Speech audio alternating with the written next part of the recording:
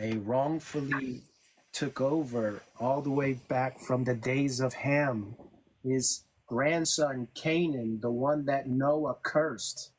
Noah curses Canaan.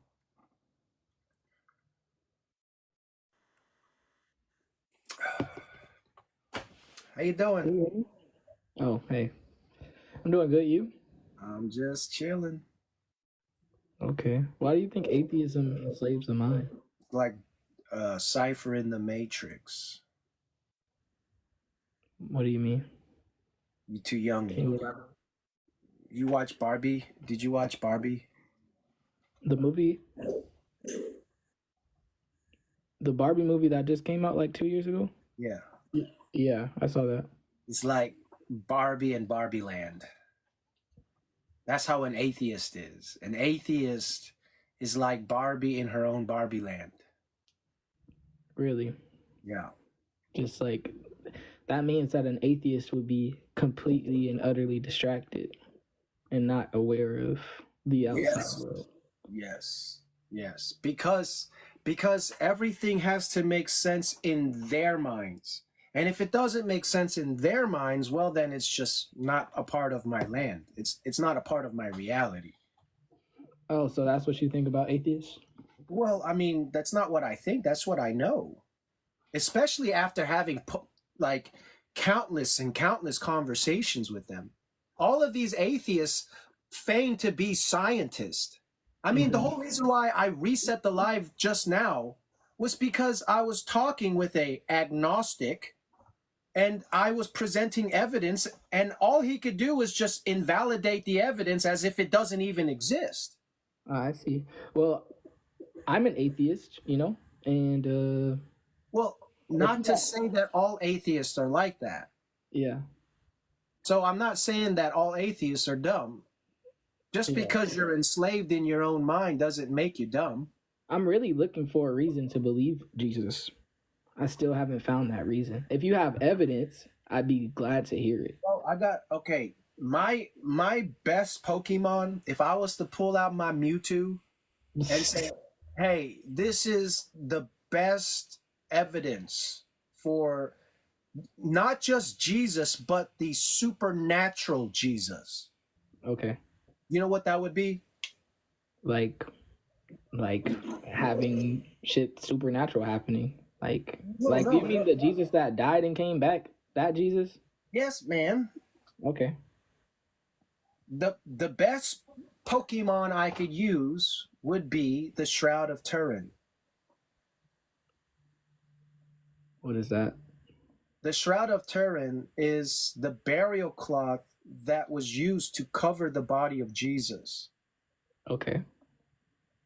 Now, for many years, many decades, the scientists, after they ran the carbon dating sample at 3 different labs, and though they all produced different dates, it was deemed a hoax that was forged and made up in the 16th century. But that was not the case. What was the case?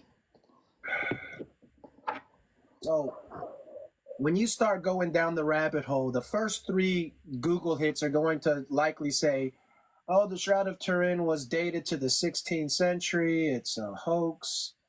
It's a medieval forgery, blah, blah, blah.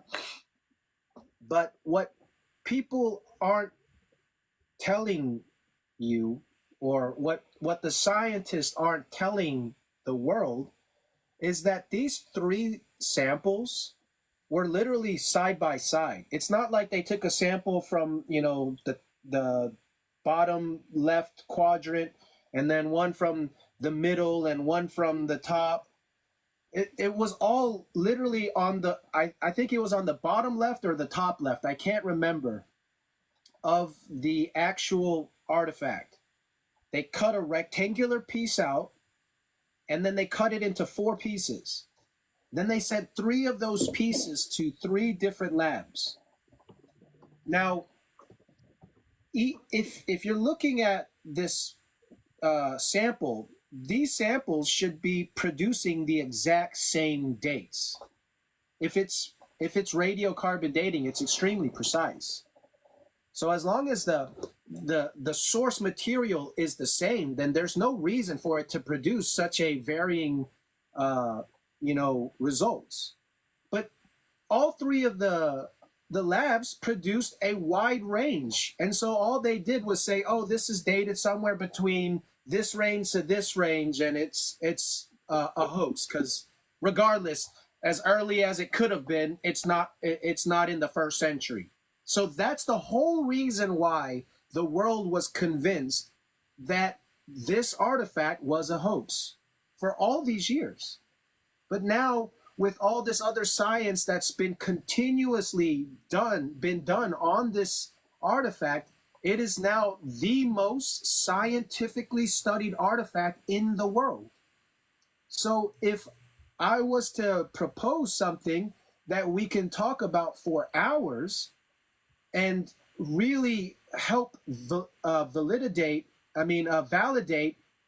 the existence and the supernatural aspect of Jesus Christ, it would be the Shroud of Turin, because what they discovered was it was a process of elimination. They wanted to figure out what the hell created this image, but after a process of elimination, they found out it wasn't any kind of, paint or charcoal or ink. There was no kind of artistic method that was used. And then what they discovered, over a dozen scientists were running all these tests, and what they all concluded was that the only way that this image could have been imprinted, caramelized onto this linen fabric, is through radiation, but not just any radiation. This radiation had to have possessed the power of 61 atom bombs and then be confined to a 200 billionth of a second, like a little flash, with power that strong that is equivalent to 61 atom bombs. And then another thing that's even crazier is that all natural light is radial. So when you look at the sun, it's going to produce like a light. Like if you look at a light bulb, it's going to produce a radial ray. There's no source of light in nature that is collimated. The only type of light that shoots up and down like this, as opposed to radially, is lasers. But when they actually looked at the light itself and how this light was dispersed through this fabric, it was not dispersed through radial light, but through collimated light, as if Jesus literally dematerialized and turned into light and zapped through the fabric and then caramelized his image onto the fabric. And it was so shallow that it only affected like the 300 fibers of the 10,000 count Egyptian cloth kind of stuff. It only affected the first 300 fibers.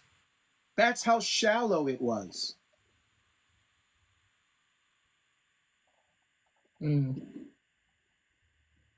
Interesting.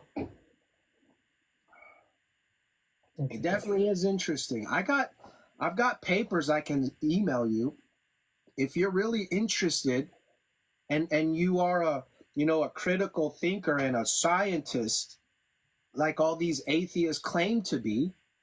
I mean, DM me. I'll send you all the papers that my brother Oakdale Curtis gave to me. But before I met Oakdale Curtis, I had already done my research on this. Well, and I knew enough. I knew enough to know that, this is the burial cloth of Jesus. I'm not really a, scientist, or, maybe I'm not a critical thinker for real. I don't think. But it's just like, I don't believe it for reasons like science. Why don't you believe it? I don't believe in Jesus for real because of personal experience and church hurt. And also it's just like I've seen a little bit of the Bible, and bro, I don't know. Time out. You church hurt because you got a bunch of ignorant family members and other people in the church that try to judge you and try to say things? Is that Nah, why you don't believe in Jesus? Like, I'm trying to figure out, like, what exactly, why don't you believe in Jesus? nah, because it's just the reason. It's just what I see in the Bible and what I see in my face. It's just like, What you see in the Bible? so what I see in the Bible, it's just like God. It's just like it's the way it's written. Sometimes it's just making it feel like God is just like one of us. You feel me? It feels sort of manipulative in a sense. Bro, bro, Emmanuel, God with us. Jesus is God in the flesh. Yeah, of course. Of course it feels like he's one of us because he's a man of many sorrows and acquainted with grief. He bore our shame and our iniquities. What are you even talking about right now? I'm saying that I feel like it was written. Man, you make me want to open up another beer, bro. Wait, hey, Bruh. what's your name? What's your name, bro? Huh? What's your name? Sanjay. That's like your birth name, Sanjay. Yeah, Okay. Hey, well, so were you born in a Christian family? for sure. Yeah. Okay, and then how old were you when you left the faith?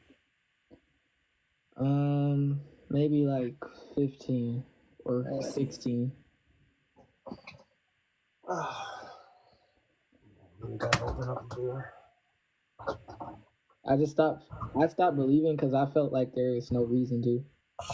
Yeah, I know. I mean, that's exactly why the people in the past, in all of human history, did what they did.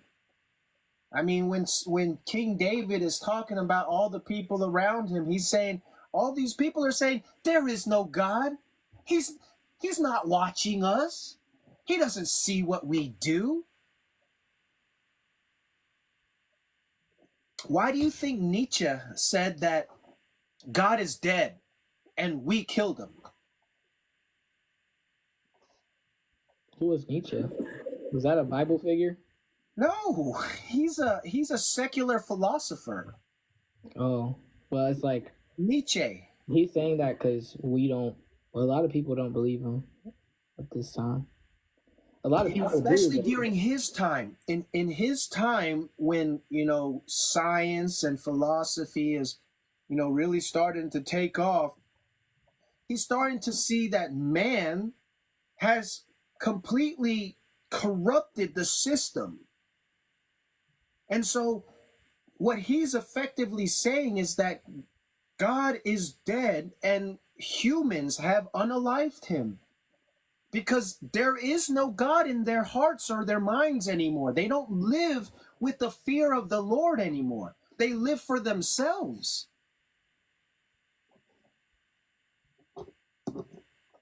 And so what his whole, solution to this is the evolution of man, the Uberman. A new evolution of humanity that would basically eradicate this stupidity of mankind. yeah, and that's another narrative I never got. I remember when I was a kid, everybody was asking me, "Am I scared of God? Are you scared of God?" Why is the narrative that we should be scared of God if He created us and He should love us? Why should we be Who says scared? we should be scared of God? Just like parents and kids around me in my community, they'd all be like, Yeah. "Oh, I'm scared of God." And this and that. Are you scared of God? I answered. I was like, no, why would I be scared of the person I'm supposed to be able to, They're scared of God. They're scared of God because they probably know how much stuff that they're doing and that they know that they deserve what way worse than what they have. But no, the fear of the Lord is not to be scared of God.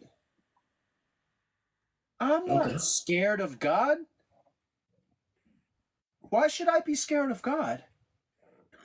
He's my So what's the father. fear? What's the He's my father and my protector.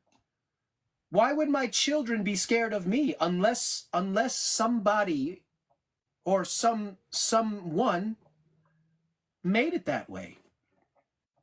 What's the fear of God? The fear of the Lord is to hate evil. The fear of the Lord is the beginning of knowledge.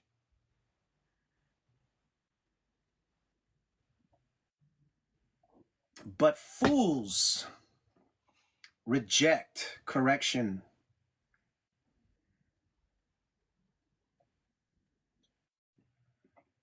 The fear of the Lord does not mean to be scared of God. That's what I'm trying to say. It's because of the stupid people around you saying the stupid shit that's coming out of their mouths. Bro, look, I know I get called arrogant narcissist all the time because I sound so arrogant and narcissistic, but no, just the fact remains, if I talk with 10 people in a day, 9 out of 10 of them are just too damn stupid to even understand what I'm saying. Maybe I'll come up with a few people that'll be like, oh yeah, man, I understand. But for the most part, everyone I'm saying things to just goes over their fucking heads. So just because it went over the heads, they just look at me like I'm crazy. Oh, I'm crazy because it went over your head? Yeah, good job. You know? You understand what I'm saying, Sanjay? Yeah, everybody does have different views. Well, a lot of people have different views and opinions, and yeah, a lot of the time, sometimes might not come through. But that's just TikTok. But shit, I'm gonna let other people up. That was all the questions I wanted to hear from a Christian. And Well, yeah, can I encourage you to do something? Let me give you a challenge what? before you leave. You don't have to do it. Okay. I want to challenge you to download the YouVersion Bible app. It's completely free. Change it to the King James Version. It's going to default in the Gospel of John. But what I want you to challenge yourself to do is that whenever you get in the shower, whether it be in the morning or night or both, whenever you get in the shower, just press play. Start in the Gospel of John, then go to Matthew, Mark, Luke, John, and then do that 2 more times. Matthew, Mark, Luke, John, Matthew, Mark, Luke, John.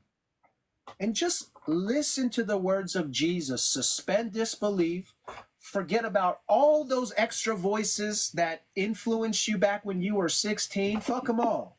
Just fuck them all. Who cares about all that shit? Because clearly, like, your whole understanding of the word of God is too fucked up. And if you don't actually go to the horse's mouth and make a decision, bro, you're like in your early 20s, man. You ain't getting no younger. And if you fail to see that Jesus is the only reason why you should be trying to seek truth, if you really want to seek truth, well, that's Jesus. He is the way, the truth, and the life. No man comes to the Father except through him. And I'm sure there's plenty of dumbasses that influence you, but you were only 16, man. You're not the same 16-year-old kid anymore. Go back at it. Go back at it and listen to it for yourself. Stop listening to all these people that say, oh, well, you're not scared of God. I'm scared of God. Yeah, well, I don't care if you're scared of God. It's because you don't fucking know him. You know what I'm saying? So just download the Bible, press play in the shower. Every time you get in the shower, make sure you bring your phone with you, press play. That's all I recommend and challenge everybody to do. Okay, cool. Thank you. Thank you for your words. All right, man. Have a nice day, Sanjay. You too. With that being said, I'm gonna reset the live. I see a few guests in here. If you would please hit the follow. I'll be back. I just need to take a little break.